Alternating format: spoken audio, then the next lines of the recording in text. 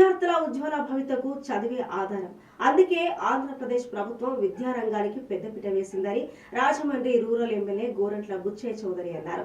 మంగళవారం ఆయన రాజమండ్రి ప్రభుత్వ కళాశాలలో మరియు ధవళేశ్వరం ప్రభుత్వ కళాశాలలో విద్యార్థులకు ఏర్పాటు చేసిన ఉచిత పుస్తకాల పంపిణీ కార్యక్రమంలో ముఖ్య అతిథిగా గోరంట్ల బుచ్చయ్య చౌదరి పాల్గొని విద్యార్థులకు ఉచిత పుస్తకాలను అందజేశారు.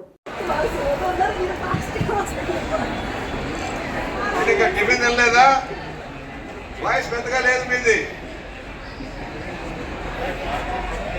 పెద్దలు నరసింహ గారు, వేదిక నంచిన పెద్దలందరికీ, మా కళాశాల అధ్యాపక సిబ్బందికి నా హృదయపూర్వక నమస్కారం.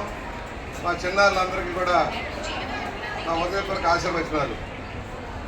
చాలా సంతోషం. 5 సంవత్సరాల తర్వాత మళ్ళీ ఈ కళాశాలలో అడుగుపెట్టాను.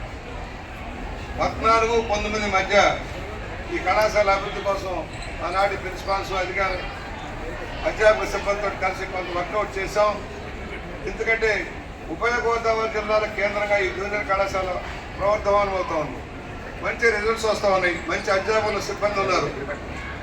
ఉన్నదల్లా కొంచెం స్థల సమస్య.